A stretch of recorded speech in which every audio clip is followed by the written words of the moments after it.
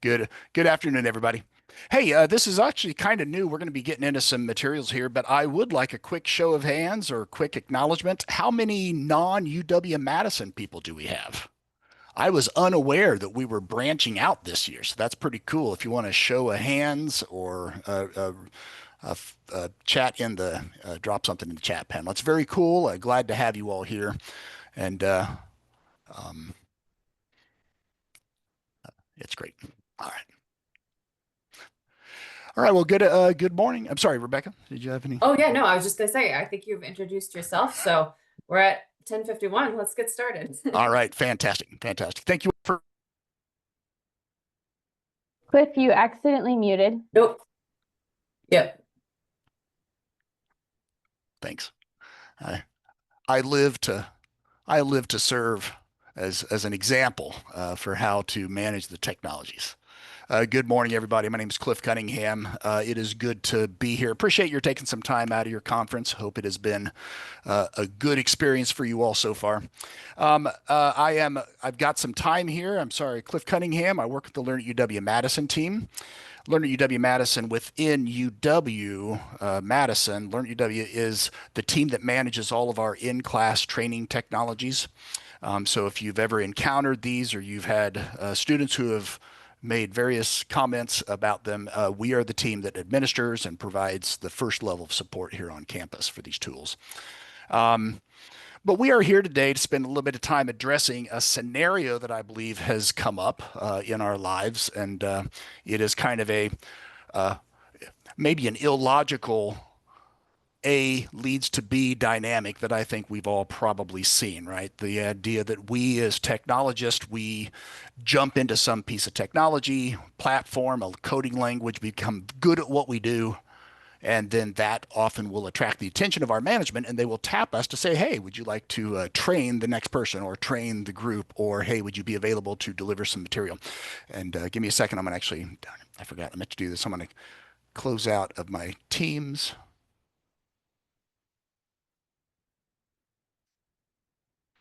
Good deal. So this logic is not really the it's a little bit of a broken down logic here, that this is not exactly the right way that we want to go. We don't always find that just because you're good at something, you're going to necessarily become a trainer. So we want to kind of address that topic and find out about becoming a trainer. And as we get going, I actually wanted to ask a quick poll. I believe Rebecca has crafted a poll, or Elizabeth has crafted a poll for us. Just let me know real quick, how many of you are trainers? Have you already done training? Are you doing a lot of training? Are you brand new to the concept?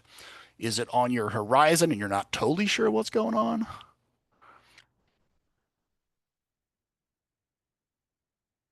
Excellent. And the notion being is that, well, of course, as I kind of move between here and the end of the materials, like I just kind of want to know who I'm dealing with. And it does seem like we got a pretty good spread. And I guess this is not totally surprising because as an instructor, I would find myself actually being drawn to a class like this as well as if I were brand new and I was trying to pick up some tips. And that's kind of what we're doing today. So thank you for that. If you guys share the results, I'm sorry, that's right. Thank you for sharing the results. So yeah, we got a pretty even distribution. Um, and my thinking here is that since these are not necessarily congruous, it's not necessarily fair to say just because you become good at something, you're necessarily going to be good at training. I wanted to spend some time addressing that. And uh, uh, and the good news is if you do find yourself on the front end of this and you're not necessarily as good of in the training world as you would like, the good news is there's stuff we can do about this. We can pick up on some things here. It is not like so many other traits that you either have it or you don't. There are some pretty clear practices that you can be latching onto, and I hope to present some of that to you today. Now, I want to do just a little bit of self promotion only for the purpose of justifying my existence here. I have been actually training software since 1992. I was in grad school at Purdue University, and we were doing some what I now look back on and I see as early generation CAD. If you've heard the acronym, computer aided design, drafting and design. And I was involved in that very early on, teaching courses, both teaching courses, but then moving into a faculty position. It was actually a faculty tenure track position, actually teaching at one of the satellite campuses for Purdue. So I was teaching software, moved out private sector, kept teaching software, moved to another portion of the private sector into office activities. So I was teaching a lot of the Microsoft Office materials, and then eventually even switched over, spent some time in the medical health records world, the Epic, spent my time at Epic and spent some time working with one of the competitor products, McKesson. So I just seen a lot of materials, and I've probably spent, this is my calculation. I bet I've spent over 9,000 hours in the classroom, and you spend that much time doing anything, and you're going to become a little bit better. So that's my rationale for being here. Is I'm hoping to share some of the things that we've seen. Today's my goals are kind of modest. Just want to discuss the concepts and the issues around this. And I really do, and by that I just mean let's focus on some things we can do better or some things we can improve upon and some things we can avoid, some of the pitfalls we can avoid. And I really do want to say this now, although I know I need to manage this better. It's like I do want this to be a dialogue. We've got what? 19 people in the room. That's a great, very engageable subpopulation. So we don't have 70 people we're fighting. Let's try to get some dialogue going. And with that, well, yeah, let me get this. We got about an hour. I'll try to wrap up 10 minutes early so you can ask any questions or we can continue discussions that we may have had to move past. I also encourage ask questions throughout if you get it, if you have an itch for something and it seems appropriate for the timing. And I do want to issue a minor caveat that this is actually a bit of a reprisal of something that I delivered in 2022. I like the material. I like the concept. I think I kind of flubbed a little bit that last time, tried to pack too much in, which is one of the classic mistakes. And I ended up blabbering through the entire time. So I want to slow this one down, pick it apart a little bit more, and provide some more opportunity. We cannot cover everything in 1 hour. A lot of the stuff you're going to hear is going to be pretty subjective. It is dependent very much upon you and your personality and what you want out of your training, kind of your training persona. But I do enjoy talking about it. So I've got an email address, I got a phone, and I love coffee. Let me know, and I'll be glad to meet up with you afterwards. So let's go ahead and get into this. So first, an exercise. I'm going to actually drop a URL in to the chat panel. This is a Google Sheet. Finding chat. This is a Google Sheet that I'd like you to take a minute to go and jump in and tell me what are some makes or breaks for training experiences that you've gone through, and that is as a student, as an attendee. What have been some things that happen in the classroom that make you think either, man, this was awesome, or ugh, I wish I had that hour back, or that 3 days back, or that $2,500 back? What are some of those things that make or break? And I'm going to actually give you 60 seconds to do this. It looks like this. You can put columns here. And I also left columns that would be a way for you to maybe just give a +1, put a check mark, put an X in there somehow to indicate if you agree with someone else's writing. So I am going to start a timer, 60 seconds, jump in, go. Give me some feedback.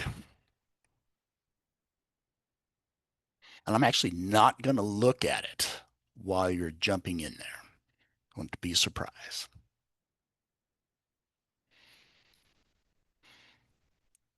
So again, what are some events, some traits, what are some episodes that have made or broken a training experience for you as a student? How do you know that it's a good session?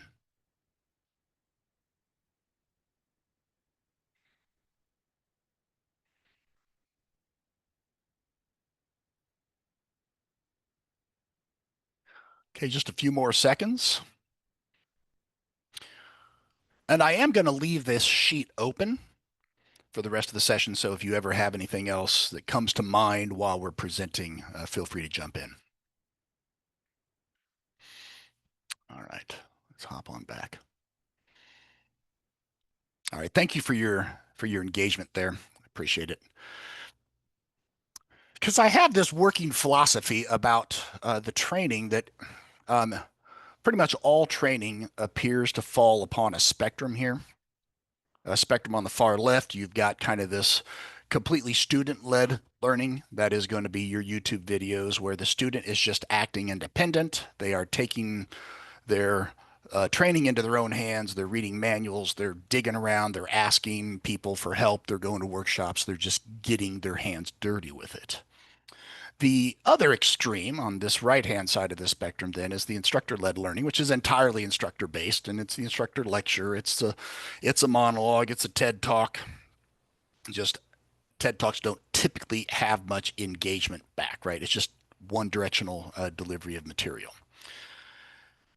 And and my thought to you is, as you are kind of mapping out or thinking about getting engaged with some training episode, like you got to answer a question about what kind of a training experience you're going for.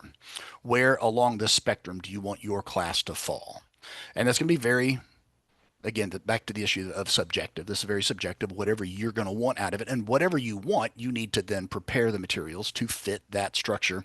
And for me, 99% of the time, I'm falling in this range. I don't want to just talk like I'm doing right now. I don't want to just be a monologuer and engager, but I do want to provide a little bit of control, a little bit of asserting myself, because otherwise they don't need me there. And if if the attendees were planning to go student led, they wouldn't have come to my room in the first place.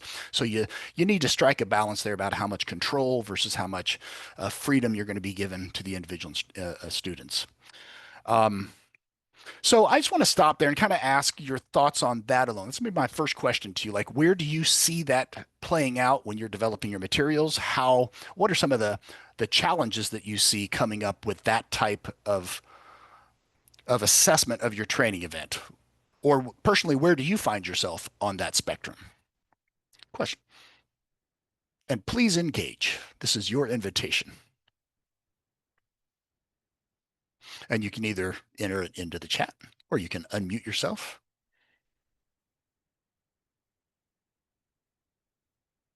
That's some. If you've been a trainer, you've already had to answer this question. So I'd be intrigued. Where do you find yourself? Do you agree with me that we're kind of in that space, or do you try for one or the other? Do you try for other locations on that space?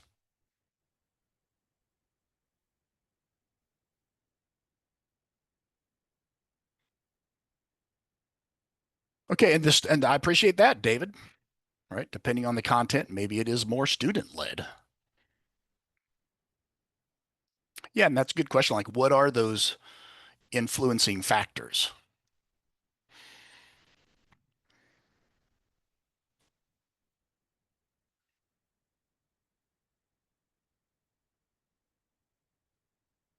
Yeah, very clever observation, Liz. Neurodivergence and just different, and that actually is that is an aspect of the larger question about learning styles. Right? There are some people for whom learning styles can be are going to heavily influence their capacity to respond well to whatever you deliver. It's like if you've got different learning styles, different people will like different kinds of things. Yeah, I have found probably the largest determiner for me is how much time I have. Right? If I've got 3 days, if it's a classroom, you got them for like 6 hours a day for 3 days, you can certainly imagine there's going to be plenty of time. You got to make time for them to be involved in their own activities. Make sure that you give them the exercises, you let them work it out and move forward with the technology. But a lot of my training, and this is maybe part of the hazards of the world that I'm in, is I do a lot of 1 hour training sessions. And there's not when you have a syllabus you're trying to deliver in 1 hour, it's hard for me, I should say. It's going to be hard for me to create a syllabus where there's going to be a lot of student engagement. Just because they come, I'm here to deliver some material and let's go. And that has actually proven to be, I think there are some discussions around that because I think I'm not getting a lot of attendance at some of our training sessions. And I kind of wonder, is it because I'm still trying to force students into my teaching style and it's not fitting their learning style? So So this is good. This is going to be a question you're going to have to answer. So I appreciate the input, but that's kind of the challenge that we'll address a little bit today. That's just the challenge we all face as we're going through the materials. So my thought is, though, if you are going to have a good session is going to have to involve an engaged class. You've got to find a way to engage the students. And again, how much, where along that spectrum, that's part of the variables. But how can we best do that? What is the best way to engage? And I do want to zero in my reactions to that or my responses to that question by providing for you three takeaways. If you want your course to be effective, if you want people walking out of your room glad to have been in your room, you need to, these are three things I think that can help you get there. Now, I do want to take a second. I want to actually poke my nose in, see how much response we've gotten. All right. A handout. Excellent. Excellent. Time to practice gets back to the issue of if this is going to be a hands-on event or a student-led training. Real-world examples, engaging trainer. Yep. Hands-on training. That's interesting. Yeah, to make it like having hands-on is very good. Yep. Ooh, that's good. Explaining the why, not just the how or the what. Good. No breaks. Yeah, I'm sorry. Back over to the idea of what can break. Yeah. The old notion that 90 minutes is about as much as you can expect anybody to sit still for. Good. Too quickly. Yep. Oh, that's good. Yep. Not covered or covering stuff that wasn't really mentioned in the material description. Engage with students. Yep. All right, this is good. All right, sorry, I'm taking too long to read it. I'm very engaged. Appreciate the feedback. Please, again, jump in and throw some more items down there. And I'm also mindful that you may think of some things to add to this list based on what is going to happen and transpire in the next remaining 30 minutes. So feel free to put them in there. Feedback is always good, and we're always going to get better. So I'm going to go ahead and focus in on three takeaways. And I'm sadly going to focus on three takeaways by countering them with three common complaints. Complaints that I've gotten over the years. You do a lot of course evaluations, and thank you for coming. Please take a few minutes, tell us how you did or didn't enjoy the experience, and you get this feedback. And I've gotten so much feedback over the years. So I've cobbled together collections that I think are pretty common. So I'm going to kind of focus my takeaways on the common complaints, with the rationale being if you address the complaints, there's a good chance you're going to be delivering a better product, and you'll be getting fewer of those complaints. That's my rationale. So one of the first complaints we get was notion that this course is not what I was expecting. And I actually saw two comments in the stuff we already reviewed that addressed this. It was too long or too short. It was too hard. It was too easy. We spent too much time on this. We didn't cover that. Why don't you tell whatever?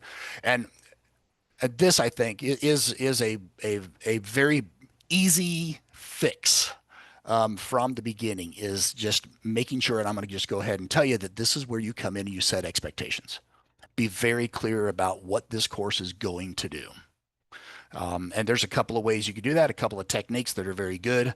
But between course descriptions and setting course objectives, this is very good. Course descriptions, I saw that as specifically identified in that make or break sheet. If you have a good course description, people know what they're coming in for. So there's no misunderstanding about that. Then, once they're in the room, you set up these objectives and you make them available to the students. You print them out. That was actually one of the other comments, is print out the objectives or print out an itinerary that's going to help me mentally walk through this material. I, of course, can't print it out. We've got a different kind of a teaching scenario here, so I can't provide you all with a printed set of objectives, but I can do some stuff to help get there. But that is going to be very good. Course descriptions and objectives serve as kind of roadmaps to the material that you're providing, right? That if you are setting up good course objectives, it gives them an idea of direction. It lets them get a sense of progress as they're going through this. They get to check things off the list. They get to see, okay, at the end of the day, I know this was effective because we've covered these things. And I now, as a new learner, I've just learned these new things. And I can walk away at the very least, here are the things that I now know. So it's really good. So I encourage you to keep that in mind, develop them, and especially for the longer sessions, if you got multiple days and they're going to be keep coming back, like the course objectives is a great way to reassure them or remind them this is a controlled, intentional event. We are going to move you from here to there, and at the end, you're going to have some extra tools in your belt. So, very good stuff. Encourage it. It standardizes vocabulary. So, which in the world of technology is a big thing, making sure that you're all using the same words, saying the same things. And it is good for you and them, right? It helps, it puts boundaries on what you're going to cover as well. It makes it easier for you to avoid the temptation of being sucked into wide ranging, off topic tangents. So, I also want to emphasize that it's a good idea to share. Of course, you got to share them ahead of time. That's going to be great so again, to help meet with the expectations, but also post these objectives in the room if it's a physical room, or make them visible on your screen and refer to them a lot. You're gonna actually see a little bit of the effect of that, and I'll be asking your input. So like when I come back to this right here, I just say, yes, set expectations. And I kind of want to ask any other thoughts about that. And specifically, or broadly, what about this screen that I'm putting on right now? What does that screen tell you? So what are your thoughts about these setting expectations and um, course objectives?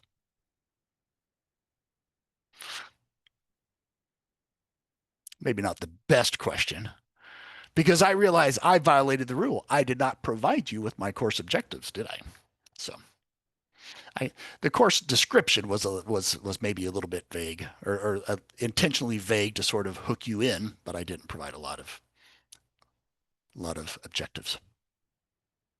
But what I'm attempting to do with this right here is to just sort of give you my 3 points, and I'm going to kind of walk you through. You're going to see this screen come back a lot with the intent of kind of mapping our progress as we go through. So, and I'm sorry, I do see something in the chat panel. Yeah, that's right. At the end of the day, you're going to be 3 takeaways from this session. So that's great. All right, so the next one we have, the next one I wanted to focus on is going to be a common issue about complaints that that the material is too boring or it's too long, or they kind of begin to ask, hey, you know what? I'd rather just watch a video. And if your students would rather just watch a video, then it's very possible that I'm sorry, if my students would rather watch a video, then it's probably because I have failed to engage them in a way that makes them feel like they're part of an experience here. And this really goes really for right now. I'm beginning to get a little anxious because I don't feel like I'm engaging you all the way I want to. So it makes me wonder, should you guys have just watched my video? Should you have not come, and then I could have delivered this and you could have watched the video at your own pace at some later date? That's part of the challenge that we have. And again, I live to illustrate uh, the the the challenges of online instruction.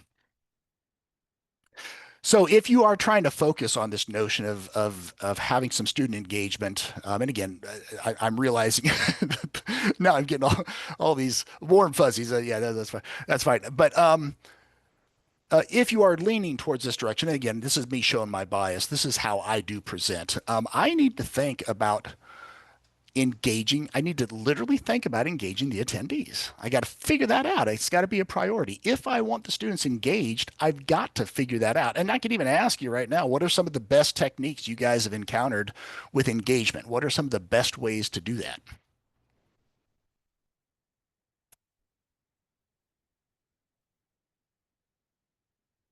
What are some of the best engagements that you see or that you maybe employ when you are doing your training? What are some of those techniques? Excellent, Jim. Asking questions. Group discussions. If you're virtual, then a poll is great. Actually, if you don't know, there's like a product called Top Hat, which is one of the learning technologies we use. And part of the purpose of Top Hat is that instructors can take polls in their lecture hall. And it's a great way to technically get that kind of engagement with 600, I'm sorry, 300 students in a lecture hall.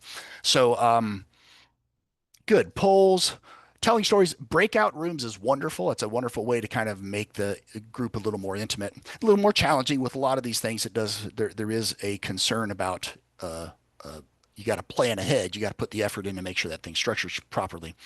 But that's good. But I do want to acknowledge that this business about engaging, this is a big deal. And this circuit board here is just sort of say, this is kind of where the sausage is made, is like finding ways to engage people is a challenge. And if you are new to the world, again, I don't want to pigeonhole too many people, but if you are a techie, and I consider myself a techie, if you're in the tech world and you spend a lot of time with your technologies, you may not fully appreciate in a classroom when you're trying to train, it's a different world. And creating a dynamic in a scenario where people engage, it takes effort. And you need to be we need to be honing and improving and finding good and bad and finding a way to kind of talk about it so we can get better at it. But it's a tricky thing. So, and there are some roadblocks to engaging students. And I what do you guys think are some of the roadblocks that make it hard to engage? In fact, maybe even use a little meta assessment too, of like just right now, what if anything is making it a little more challenging than you might like to engage in a cyber room like this. Distractions. That's funny. Did you all notice like all the three first comments were distractions? And I appreciate that. Yeah. That is I think one of the what do you call it? The victims of moving to more remote training is that you're not in the room, so it's a little easier to allow. It's easier for me to be distracted by various things and not seeing facial expressions. Yeah, I get you. I've always marveled at radio personalities, talk show radio personalities, how they can just talk without seeing a face. Like, man, that would just my brain would explode. Yep, very good. So actually, that's great. What did I see there? Somebody said, oh, sorry. On the flip side, if you're in person, oh, the trainer, yeah, distance from the trainer, yeah, getting stuck in the back, kind of bad audio and that thing. I want you to think about that. So, I mean, this is all good, and this is the kind of thing that you need to manage if you're going to be engaging. You gotta move quick to address like the distraction elements. A lot of the engagement, good questions, right? Making sure you ask good questions, not just any old poll question, but like meaningful questions that can kind of really make people think. It seems to be might be a little more effective. Um, I wanted you to see this though, because when I went out looking for images for roadblock, I thought I wasn't finding a lot of images that I kind of wanted. So I tried to think, what's another word for roadblock? And I saw the word, and I searched on the word impediment. And I thought this is interesting because sometimes the roadblock is me. I'm trying to overcome a roadblock as an instructor to create the space for you as an individual, but also be mindful that individuals will have their own impediments. And I kind of like the image here that somebody has a ball chained to their foot that is making it hard for them to engage. So yes, the distractions. I didn't see specifically, but did anybody say anything about like just the awkwardness of speaking, right? We've got what, 18 people here, and do any of you know everybody? Probably not. There's a lot of names here I've never seen before, so I don't know who you are. And if I jump in and try to say something, is it going to be engaging enough? If you're public speaking, yes, that's right. Are people going to think I'm stupid? Was that a stupid answer? Which then also gets, I want to actually, I think I come up with this a little bit later. I'll hold off on that. But you as the instructor, will get to kind of manage both the roadblocks and the impediments and kind of take those into consideration when you're developing your materials. So let's just think about it. Engagement a priority. If you make your engagement a priority and you spend time doing it, well, that's going to be great. That's going to only benefit. That's only going to redound to your benefit. If you can make it a priority, spend time, don't neglect it. Yeah, whatever the question is, there's some kind of an activity, engage them. I typically also like, I have this 10-minute rule that whatever you're hoping to get out of the group, whatever level of engagement you got, I say you got about 10 minutes to make it happen at the very beginning. And kind of think this through, right? That if you come into a room and it is dead quiet, and by room, whether it's physical or in this case, cyber, if it's dead quiet, and then the instructor just introduces and just goes on a 15, 20, 30-minute monologue, think about the impact that it has on you as a listener or as an attendee. In my mind, there is no doubt that that has kind of a, a, a suppressive effect of just saying, okay, all right, apparently we're not a talking group today, or this instructor is not a talking instructor. So I am when that time passes, there comes a point where it's just like, okay, I've just accepted the fact that I'm in passive reception mode. I'm not going to be engaging. If you try to ask a discussion question after 30 minutes of monologue, it's going to be pretty hard. So keep that in mind. Asking questions throughout, so constantly trying to break that spell. I don't need to do all the talking, is what I'm trying to emphasize here. You try to break that spell, but building kind of a trust and a rapport so that people, if anyone does get the gumption to unmute themselves and say something, that they're going to be relatively confident that it's going to be well received. So you're kind of building this rapport that this is the space I'm looking to build. I'm looking to build a mutually engaged space. So, all right. So actually with that, I again, a little bit of a meta assessment here. So what did I do at the beginning of the session besides the poll? What did I do right at the beginning? Or it wasn't really at the beginning. It did take me a while to get there. So I got to work on that next time. But I tried to get you into this makes or breaks sheet, right? I tried to get you to put some information in there. And let's take a minute to analyze that. Like, so how did that make you feel? Like, what do you think? What did that do for you? Can you assess yourself to like observe the effect of that? Was it effective? Did it work? It's kind of weird, like trying to step out of yourself and hover over yourself and see yourself doing this. Can you assess like the effect of that? Was it um, effective?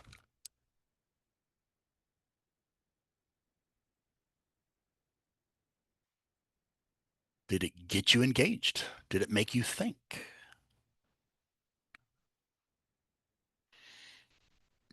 Excellent. Well, good point. Thank you for that, Susan. That's right. That those kinds of exercises are kind of like ways of like, in the old days, you might call on a student who's kind of talking or disrupting class. You might call on them to put focus on them because now they have to stop what they're doing and go attend it. So something like this is sort of like, yeah, it's a way of saying, okay, if you're getting distracted, how about we all kind of come back and let's all get and put our brains together. Good. All right. That's great. So that's the obvious issue, though, or something to be concerned about, or to consider is like how might your engagement exercises go sideways? Like sometimes they don't pan out the way you want them to, and what might that be? How might that manifest itself? I don't know that I don't think I have slides to this effect, but just you can probably use your own imagination. But it goes on too long. In engagement where the question is a bad question. Oh, I still struggle with that. Like questions that make sense to me, but by the time I form them into words, it kind of falls flat, and I get a lot of people staring at me, going, "So wait, what are you asking?" Too complicated of an exercise, for where they are in their learning. That's right. You throw in too much, or you don't provide maybe clear enough instruction. especially for hands-on courses where there may be files and logins, and now the technology is weird and they're not used to it, and it requires a double, something. And then that's right, yeah, exercises that go on too long, or not enough, not long enough. Good. All right. So again, you'll learn, or we all will learn about those things as you go on, as you deliver more training. Now, I also know that one of the challenges, I don't think I capture this anywhere, is that I get the benefit in most of my training, I get the benefit of iteration. I go through the same class a lot. A lot of my courses I am teaching and reteaching multiple times a year, and that gets me where I can teach a, right now I could probably teach 6 or 8 90-minute courses. If you give me 3 minutes of prep time, I could just start, because as you do them more, you kind of learn the valley peaks and the valleys, and you learn when to pause and when to emphasize something. So that's good. You don't often get that with this kind of presentation. I won't get a chance to do this again for maybe another 3 years. So but iteration is good. If you can't iterate, then ask your colleagues, kind of ask them like, what do you think about this question, or get them to throw in their their unencumbered opinions about some of your questions. So good. All right. So anything else? Any other last minute extra thoughts or inputs about engaging your learners? Techniques you use, techniques you've abandoned.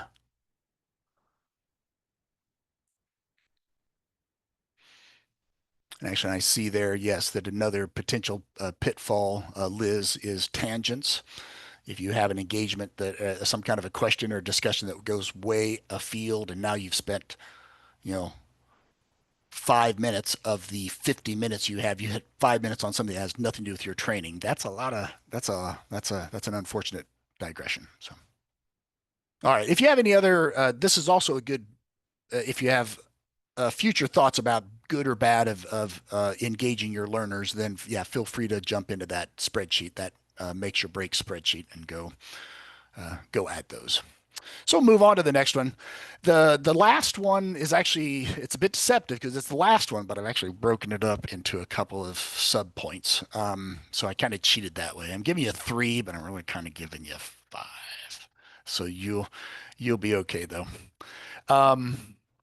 So there's a collection of complaints that haven't really been presented yet, haven't really been hit upon yet, and I did see some of these show up in the discussion earlier about, or in the makes or breaks sheet, that I couldn't hear the instructor. I got trapped in the back of the room, couldn't hear. The instructor was not very engaging, or was kind of droned.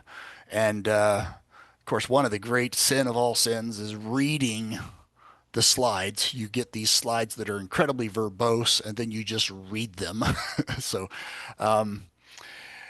so there's just a collection there. I didn't really know how else to capture these, but I felt like they kind of played into a um, um, how to categorize these. So, okay, so I've tipped my hand. So I developed a thought, and the thought is based upon. Are you all familiar with this symbol? Is this a recognizable symbol to anyone? When I think the first time I ever saw this was a tattoo.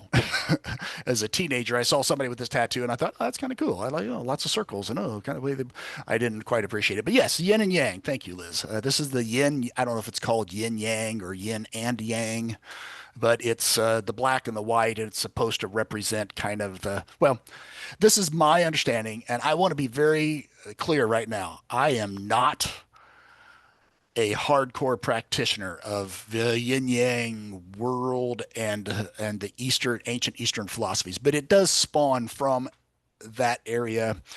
And my understanding, the way Cliff Cunningham has ingested this meta message, is that the yin and yang is supposed to represent two forces that are simultaneously working in concert as either opposing or complementary forces. They're either contributing to each other, or they're in tension with each other. And it's intended, I believe, to sort of as a way of getting you to accept the totality of life, that there are goods and bads, and it often manifests positive, negative, good, evil, life, death, sun, moon. You see this, you see a variety of, and when you open your eyes, you start seeing a variety of manifestations of this yin and yang. And the notion is that there is two items, neither of which are I'm sorry, at certain times may not be good or bad, but just they work together. And life is better. To me, the take home message is life is better if you accept them both. Balancing, you find a balance. Actually, and I thought about this later. I didn't put it on here, but the, W, I'm sorry, learn, do it. I think university as a whole, we try to emphasize this notion of a work-life balance, right? That's another one you can put out there, work versus non-work. I go to work, but then I also have my non-work life. So, so the my understanding, my ultimate understanding here is that the better you can accept both of them, the better your life is going to be. So, with that, I would like to present to you Cliff Cunningham's Yin and Yang of Training. And it is really deep. Let me tell you, I'm going to knock your socks off of this. That the yin and yang of training is a balance between content and delivery. And I think you could all kind of imagine, and the beauty of the yin and yang notion is you can kind of tell when you talk it out. If you spend all of your time thinking about one, what happens to the other? If you spend all of your time focusing on the other, what happens to the first? And the notion being is that you gotta find a balance, because focusing on one without the other is just not going to work out, right? What is training? So I'm sorry to elevate some language here. Content being the hard skills of the knowledge, your experience, your book learning. You've got your 10 years of experience. You're a coder. You've learned the names of all the products, and you know how to connect them. And then the delivery being the soft skill, like, okay, I'm now asked to transfer that knowledge from my brain to someone else. I've got to find some way to package this up and deliver it to the other person. If I don't do that well, then that's going to be a problem. It's going to be a problem.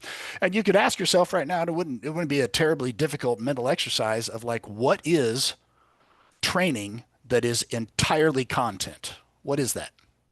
And I'm not looking for a specific answer, and it's quasi-rhetorical, but what is a training that is just content?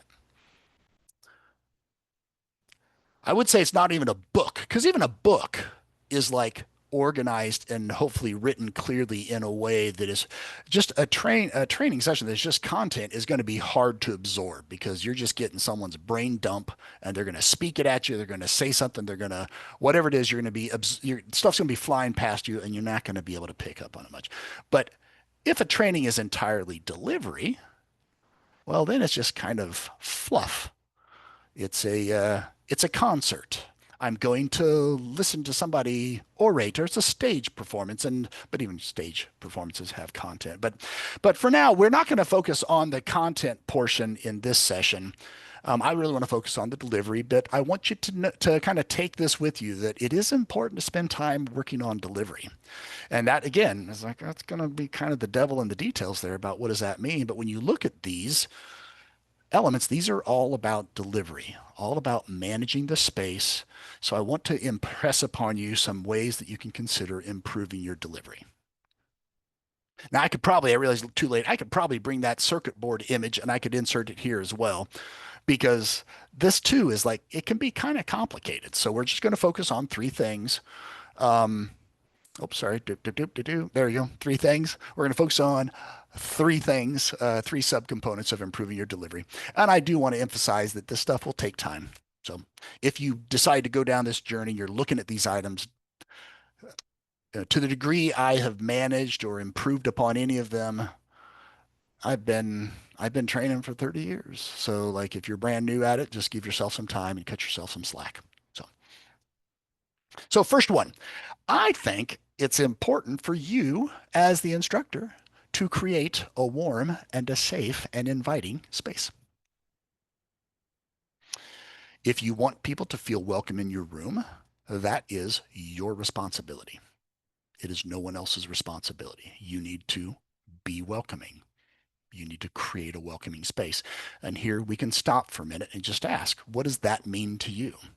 As an attendee, what does it mean for you to generate a safe, warm, inviting space?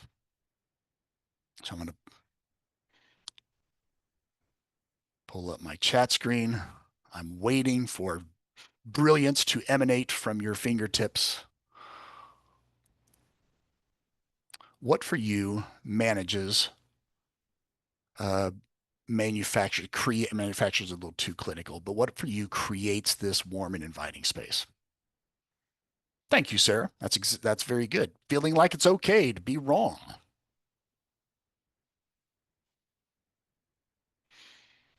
I got a anecdote about that.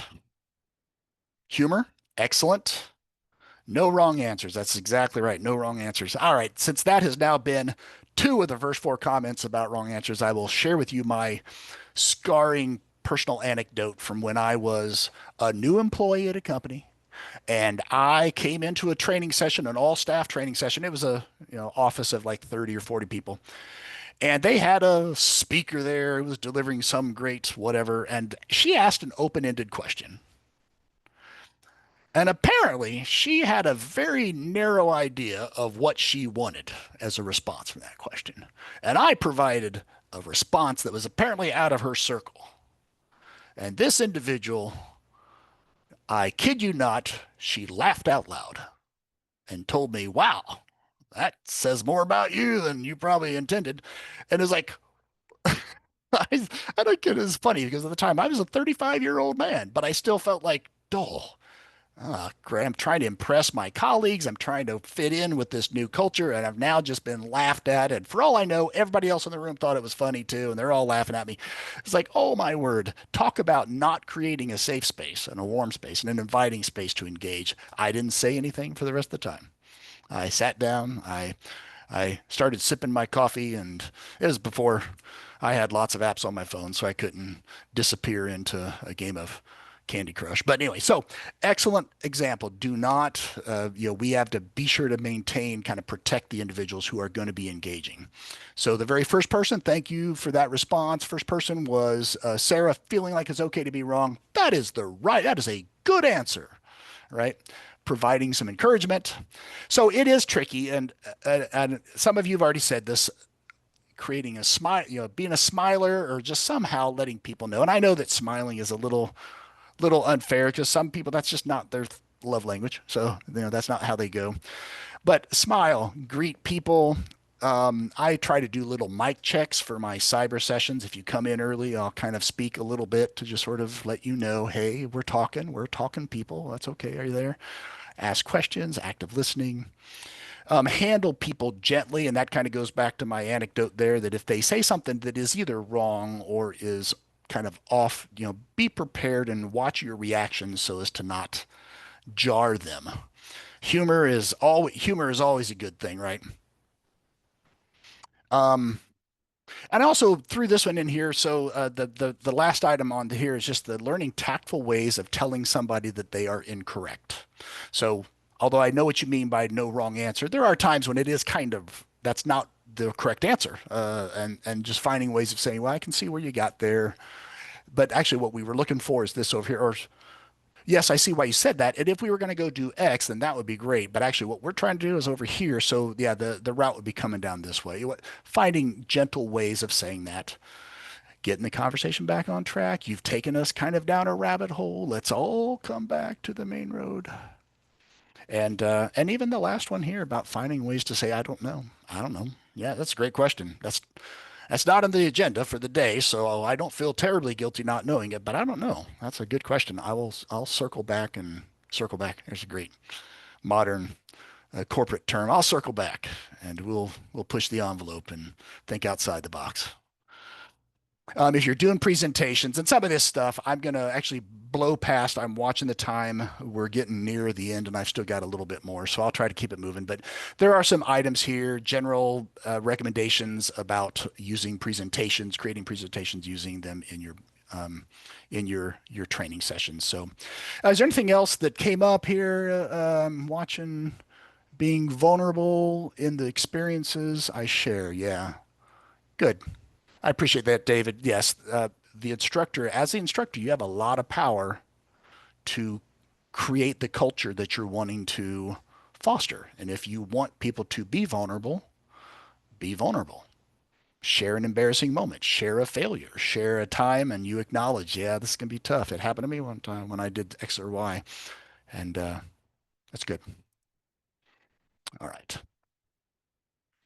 Consider your stagecraft. This is I feared this might happen because this I could spend a lot of time on this, and I will try to get past this quickly. But think about a play and what do you expect in a play, right? You expect clear voice, you expect some kind of eye contact, presence in the room, a good pace, a good steady pace, not lots of rushing or super fast talking. A voice that changes a little bit, a little up, a little down, a little, hey, what do you think about that? Something to just sort of create a bit more of a stage effect, clarity in where this story is going, and a little bit of humor. Um, and if not humor, I like David, I like your point about vulnerability. If you're not a naturally funny person or you feel self-conscious or you don't want to feel too forced, vulnerability is fine as well. Just showing a little humanity in how you're managing the room. And there's sort of this rationale too that you may not like this what I'm about to say, but there is a lot of connection between teaching and acting. And it just is. And there's actually an article I discovered, and I'll provide this for you later, or it'll be in the notes, the presentation. But there are some people who have a philosophy that if you're going to be a trainer, some kind of a teacher, go to some improv classes. Go take some acting lessons. Learn about the power of your speech, of eye contact, of hand gestures, about standing and arms crossed versus arms open versus leaning forward versus crouching. There's just so much to be learned about that. And I find it very engaging. With the warning, of course, that stagecraft has a point of diminishing return. Too much stagecraft and it becomes a little silly and ridiculous. So just watch out for that. That's right. Shout out to the improv, the leadership improv team. That's right. And the last one is kind of funny because this is what's going to happen is I'm going to rush through my conclusion, but I'm going to say don't neglect your conclusions. I do this all the time. When I'm rehearsing, I will rehearse the first 80 or 90% of the material and I kind of rehearse it and time it. I'm kind of really chipping away at it. I'm getting exhausted while I'm doing it. I'm kind of fatiguing myself. But then that means that I do not get to that last 10%. And so it is like a double challenge of mine to not neglect your conclusion. Have a prepared wrap up. Help kind of bring people back down to earth. Have you seen this phrase about when you're delivering some kind of training, tell them what you're going to tell them, then tell them, and then tell them what you told them, kind of thing. Like this is kind of the way that you create a complete and an enclosed training experience. Thank them for attending and if appropriate, provide some follow-up materials, resources, handouts, and sometimes even like, yeah, an evaluation. So these are all things, and to me, this is my idea. So we're about ready to wrap up here. Follow-up materials. Thank you, Daniela. But are there any other suggestions or thoughts that you all have? I'm really ready to just pull this thing down and bring it to a close. Any last thoughts or suggestions or tips or personal anecdotes, good and bad? Anything else you'd like to throw in? Because as I as I step on my question, you guys have every bit as much a right to stand here and to present your ideas as I do. So, like, whatever you have to offer, now's your time.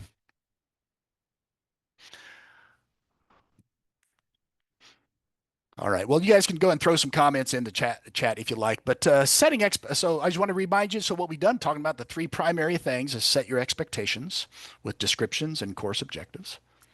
Engage your learners. Find some way to do that and practice it and rehearse it and talk it through. and then improved delivery, which again is a beast. And I've broken them down as some items there.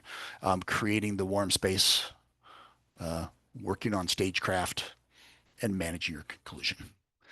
And with that, I think I am done. Thank you all very much. Appreciate your time. I'm going to hang out for a bit. If you guys have any other things you want to, any war stories you want to share, we've got what? We got 5 whole minutes.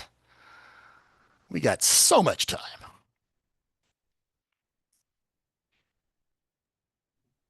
And of course, you all Yes, are, of course, welcome. Yes, I'll come off to ask a question. I think anybody else can too. sure. So do you have sometimes I think just different rooms have different feelings when they come in. I don't know. Like the classic example is like, the 7:30 a.m. class. Like people are just tired. Do you have suggestions? Because I also like have been in classes where like the instructor is just trying so hard and I'm like, we're exhausted, man. Um, I guess you have suggestions for like how to kind of push it to like the right level to like, kind of get that engagement when you kind of have a dead room. And by dead room, are you talking specifically the physical structure of the room, or are you also Well, meaning it kind could of the be in a composition? virtual, it could be in a virtual situation too, Gotcha. where it's just like, oh, I don't think The anybody's paying composition. attention. Well, Yeah. I appreciate the question, and I think if I understand where you're going, it's like the in the same degree that much of this is subjective, you'll need to come to your own balance on this. You'll if you do it enough, you'll kind of learn. But like uh, as far as the room, this room, you all were very engaged digitally, and that's great. You're typing in your chats, but I was really kind of hoping for some unmuted verbal engagement, and I didn't get it, and that's fine. Different. You got to be, so you just got to roll with it and just realize, okay, as long as I'm doing my part to provide the opportunity, you just got to push past it and say, okay, that's not what we're doing, and at some point I'll speed up, you know, my quiet times that I was ready to engage for some verbal engagement. I'll just have to roll past it. I, I I don't know. Yeah, it is always. I'm always fascinated just by the psychology, kind of psychological makeup of people, because if you get the right one or two people who kind of play off each other, it just like an electric spark. It just changes the whole nature of the room, and with or without them, you just sort of. I don't know. I got another more for you, Rebecca. That's really great. And I do appreciate you guys are all very welcome, of course, but I appreciate also the input from the makes and breaks. So feel free to jump in there if you had any other comments, because that will serve as a bit of a guardrail for me as I kind of review some of the material here. So, We do have a question from Liz in the chat that maybe you mhm. could answer. Excellent. Building trainings as a trainer versus building training as a person who has a ton of experience with the subject matter are very different experiences. Yep. How can you bring these two experiences and situations and deliveries closer together? Hmm. So, meaning building training content or kind of a training experience when you don't necessarily know the material.